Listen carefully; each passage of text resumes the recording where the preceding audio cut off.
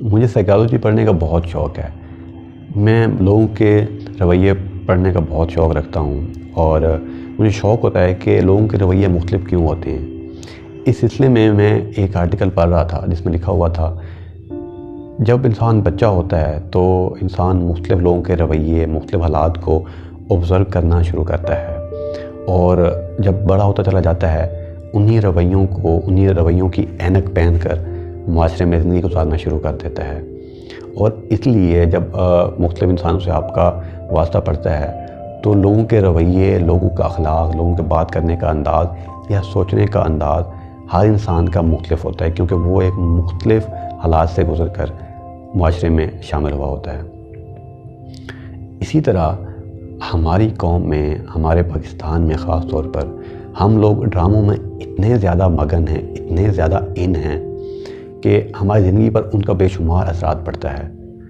میں اس آرٹیکل میں یہ بھی پڑھ رہا تھا، وہاں لکھا ہوا تھا ہم جو دیکھتے ہیں، جو سنتے ہیں، جن سے بات کرتے ہیں، ہمارے رویے وہاں سے تخلیق ہوتے ہیں اور وہی رویے مجموعی طور پر ہم زندگی میں امپلیمنٹ کرتے ہیں.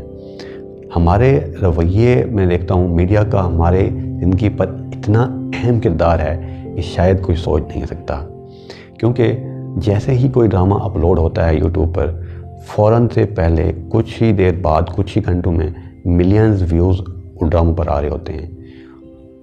ہمیں نہ چاہتے ہوئے بھی ہم ان ڈرامے کے کرداروں سے انسپائر ہو رہے ہوتے ہیں اور وہی کردار ہم اپنی ریئل لائف میں بھی انجام دے رہے ہوتے ہیں.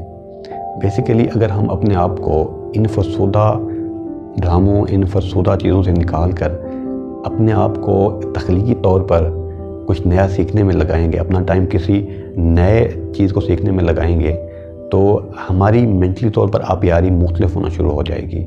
ہم نہ صرف وہ گھسی پٹی باتوں میں جم کر رہ جائیں گے بلکہ ہماری زندگی میں ایک پازیٹیو تبدیلی آنا شروع ہو جائے گی.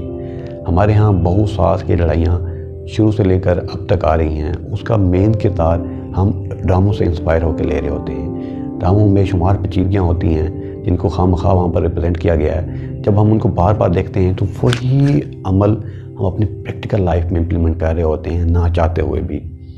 اپنے آپ کو ان ڈراموں سے، ان فرسودہ خیالات سے نکالنے کے لیے ان کا بائیکاٹ کریں. اگر بائیکاٹ نہیں کر سکتے تو ان کو چھوڑ کر آپ کچھ ایسا دیکھنا شروع کریں جس سے آپ کا مائنڈ کریٹیو ہو اور آپ خود کچھ نیا کر سکیں، کچھ نیا سیکھ سکیں، کوئی نئی سکل سیکھ سکیں. اپنی زندگی میں بدلاؤ لائیں. کوئی انسان آپ کی زندگی میں بدلاؤ نہیں لا سکتا. اپنا بہت سارا خیال رکھیے گا. اللہ حافظ.